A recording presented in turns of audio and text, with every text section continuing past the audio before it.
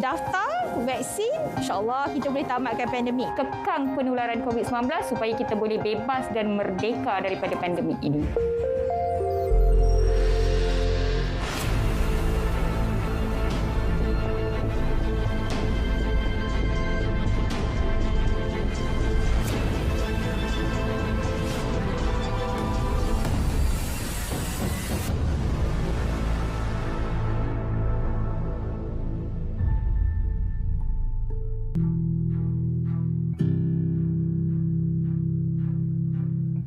Tangis kedukaan,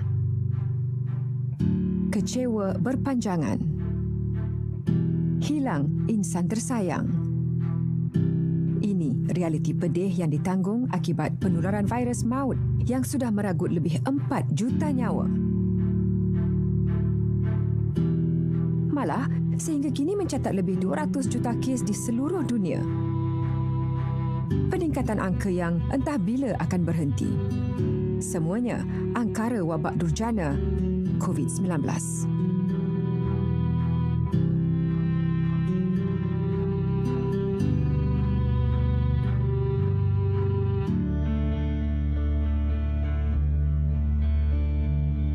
Penularan wabak COVID-19 menimbulkan ancaman yang sangat serius bagi seluruh dunia.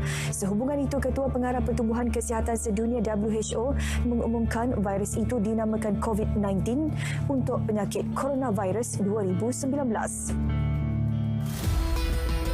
Varian Alpha yang mula dikesan di United Kingdom menjadi punca peningkatan kadar jangkitan di England sehingga merebak ke lebih 50 negara. Varian Beta dari Afrika Selatan pula menular dengan pantas dan mencetus kebimbangan kerana berpotensi menyebabkan kematian. Varian Gamma yang dikesan di Brazil mudah berkembang dan meningkatkan kadar kebolehjangkitan. Ia dikenal pasti sebagai punca kes kematian tinggi pesakit COVID-19. Varian Delta dari India pula dikatakan penularan terbesar menjangkiti penduduk dunia setakat ini. Sifat mutasinya yang berganda menyebabkan ia mudah tersebar hanya melalui udara. Sifat virus COVID-19 yang mudah merebak dan bermutasi menyaksikan perubahan besar berlaku dalam hidup masyarakat. Ia memaksa langkah drastik diambil demi mengekang penularan. Akibatnya, banyak aspek kehidupan terjejas, terutama sektor ekonomi. Memiliki pekerjaan ketika musim pandemik sudah cukup baik, biar apa pun tugasnya. Malah, kebenaran operasi yang terhad terhadap beberapa bidang menyebabkan ramai terpaksa menganggur dan hampir tersungkur.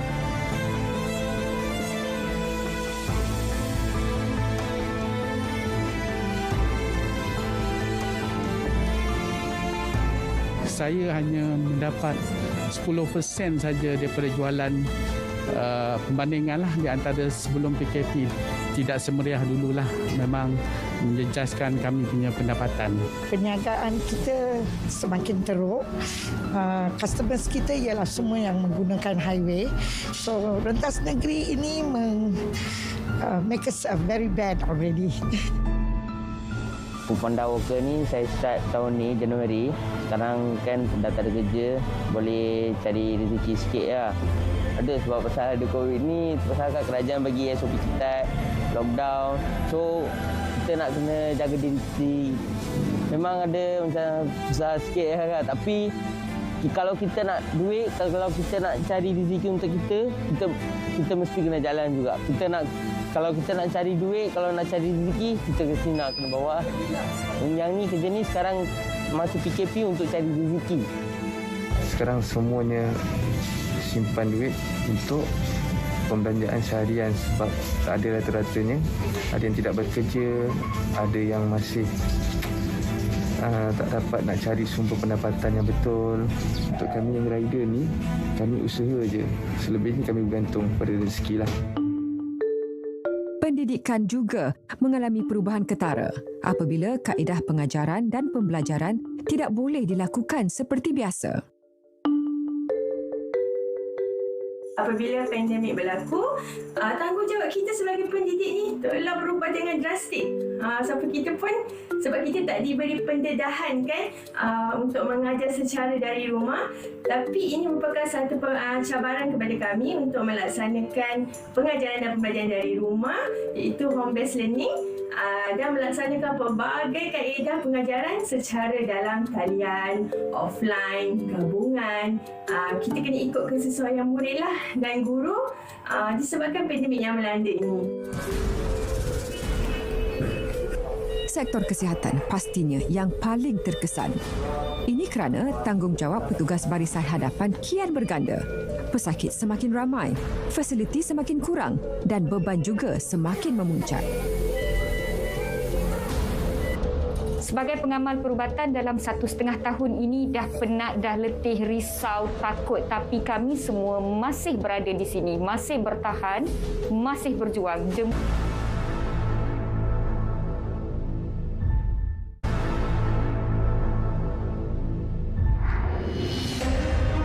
Penantian selama berbulan-bulan terhadap kajian dan penyelidikan vaksin virus COVID-19 kini berhasil. Dos harapan yang dinanti-nantikan di seluruh dunia akhirnya menjadi kenyataan.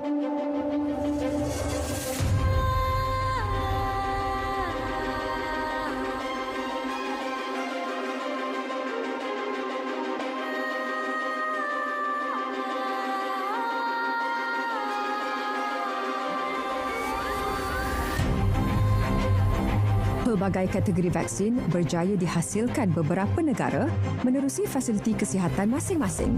Antaranya Amerika Syarikat, United Kingdom, China dan Rusia. Mesti kajian keberkesanannya dibuat secara berterusan sehingga kini, namun ia sekurang-kurangnya mengurangkan impak jangkitan sekiranya pesakit telah menerima dos suntikan vaksin lengkap. Pfizer, AstraZeneca, Sinovac, Johnson & Johnson dan CanSino antara jenis vaksin yang membawa sinar harapan untuk mengembalikan semula kehidupan normal penduduk dunia. Malaysia menerima kumpulan pertama vaksin Pfizer-BioNTech di lapangan terbang antarabangsa Kuala Lumpur melalui penerbangan MH604 pada 21 Februari 2021. Penerbangan yang membawa bersama dos harapan rakyat Malaysia yang sekian lama resah akibat COVID-19. Pfizer-BioNTech adalah vaksin pertama yang memperoleh kelulusan bersyarat daripada pihak berkuasa kawalan dadah dan bahagian regulatory farmasi negara pada 8 Januari 2021. Dengan ketibaannya, bermulalah program imunisasi COVID-19 kebangsaan pada 24 Februari 2021. Berdasarkan pelan pelaksanaan, 3 fasa menjadi penanda aras perjalanan program ini. Dimulakan dengan fasa 1, Februari hingga April 2021 untuk petugas barisan hadapan. Fasa 2, bermula April hingga Ogos 2021 untuk warga emas berusia 60 tahun ke atas dan golongan berisiko tinggi, serta fasa 3, bermula Mei 2021 hingga Februari 2022 untuk penduduk Malaysia berumur 18 tahun ke atas. The main purpose untuk kita vaksin adalah bukan 100% untuk protect supaya tidak dijangkiti, tapi at least dia telah mengurangkan komplikasi-komplikasi yang boleh berlaku apabila kita dijangkiti vaksin.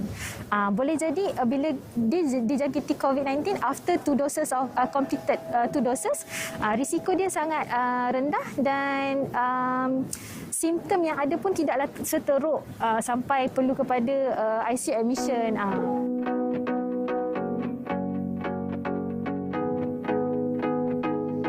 Menjalankan proses vaksinasi demi mencapai imuniti kelompok dengan bilangan penerima ramai dalam masa singkat menuntut komitmen tinggi pihak jawatankuasa khas jaminan akses bekalan vaksin COVID-19. Sehingga 14 Ogos 2021, jumlah pemberian vaksin pelbagai jenis mencecah lebih 27.2 juta dos di seluruh negara. Usaha giat dijalankan bagi mewujudkan lebih banyak pusat pemberian vaksin untuk menampung keperluan vaksinasi.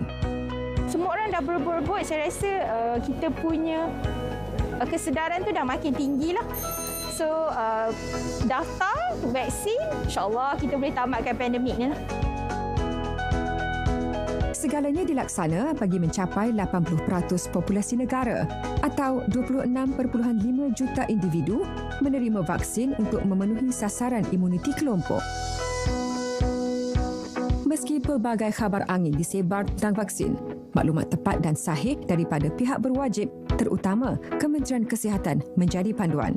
Masyarakat yang pada awalnya mengambil sikap tunggu dan lihat kerana bimbang kesan yang diterima daripada pengambilan vaksin, kini semakin peka terhadap kepentingan vaksin. Jangan ragu-ragu, jangan rasa vaksin ini adalah satu benda yang kita tidak perlu, kerana kalau antara kita ada yang refuse ataupun yang tak nak ambil vaksin, sedikit sebanyak dia akan menyumbang kepada kegagalan kita secara global untuk mencapai herd immunity, 80% of herd immunity itself lah. Lagi cepat kita vaksinkan semua rakyat Malaysia, lagi insya-Allah lagi cepat kita akan capai herd immunity dan kita boleh kembali menjalani hidup rutin harian kita seperti biasa. Buktinya, tawaran pendaftaran terbuka untuk tempahan vaksin AstraZeneca yang dibuat secara dalam talian mendapat sambutan menggalakkan. Peluang janji temu suntikan vaksin yang dibuka dalam 2 pusingan habis ditempah hanya dalam tempoh beberapa jam. Kesedaran yang semakin meningkat tentang kepentingan vaksin menyebabkan kapasiti vaksinasi harian perlu ditambah. Kolaborasi fasiliti kesihatan awam, swasta dan bergerak juga giat digerakkan.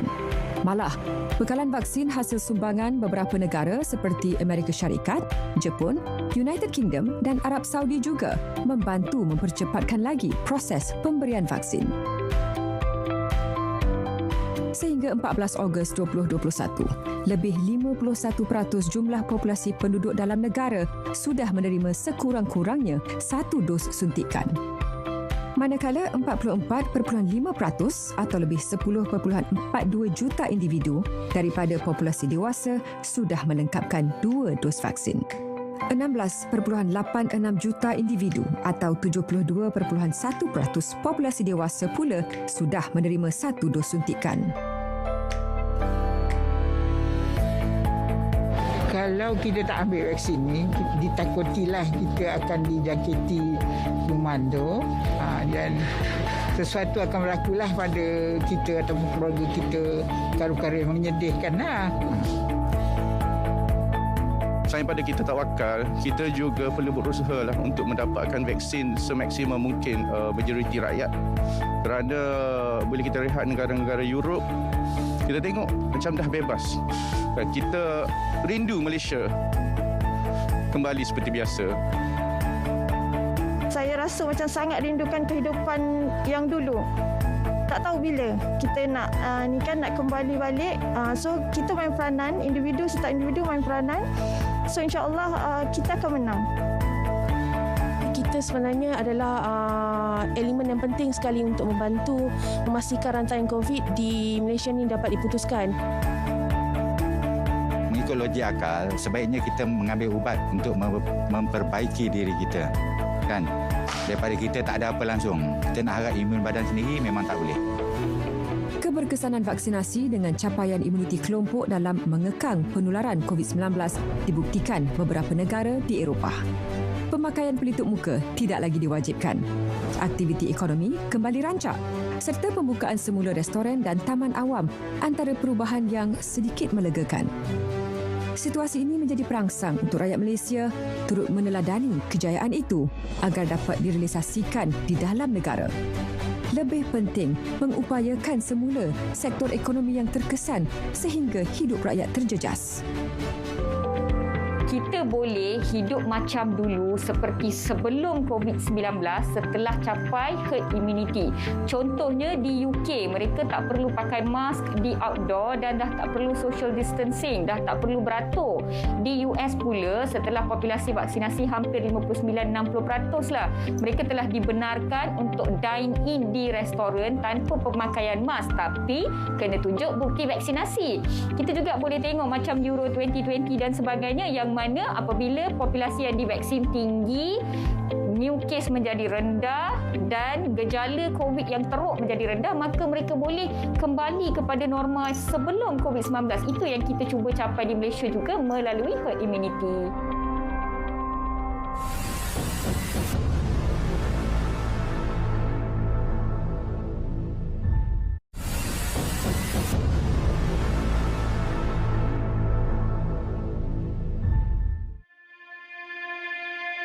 Realitinya, kisah harapan rakyat Malaysia untuk bebas dari belenggu COVID-19 masih panjang.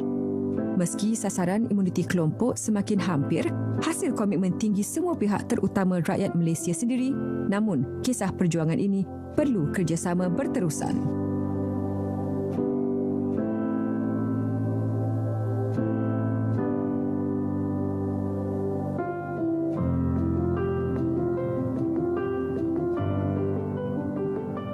Vaksin hanya bertindak sebagai perisai.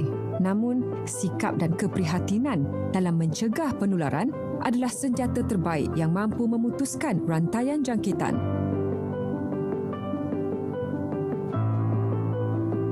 Besar hatilah dapat membantu orang yang tidak tahu apa-apa, dengan warga emas yang kadang-kadang tak ada waris bawaan. Saya boleh bantu dia orang, memudahkan perjalanan mereka lah. Biasalah kan kita bertemu dengan warga emas kan yang takut nak terima vaksin, dia rasa macam vaksin tu bahaya. Jadi kami sebagai sukarelawan menenangkan mereka dan bagi tahulah vaksin ni adalah bagus untuk membantu kerajaan dalam mencapai herd immunity. Saya merupakan pelajar universiti tahun akhir, baru saja habis latihan industri di Petronas. Sementara tunggu panggilan kerja, saya pun ambil inisiatiflah untuk volunteer dengan MyVac. Sebenarnya takut juga kan sebab kita dengar macam-macam risiko kan, tapi kita nak membantu negara dalam keadaan sekarang ni kan. Kita tawakalnya. Pasal tak fair kalau hanya Kementerian Kesihatan saja buat kerjakan. Kita pun perlu tolong. Lengkap vaksinasi bukan alasan untuk leka dan menidakkan SOP yang selama ini menjadi benteng utama. Namun, dengan vaksin sekurang-kurangnya, kita mampu menjaga diri, insan tersayang dan komuniti secara keseluruhan.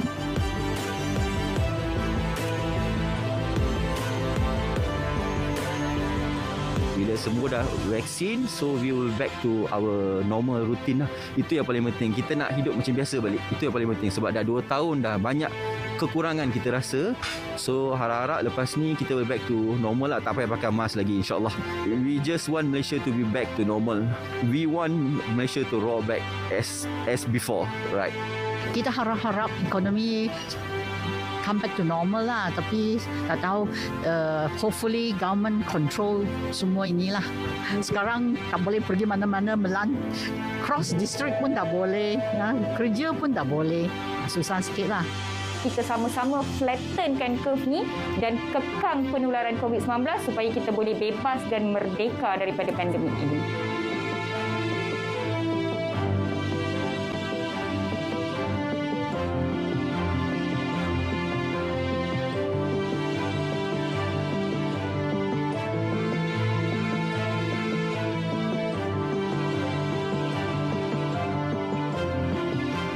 Dos harapan menjadi sandaran. Perangi wabak, capai kemenangan.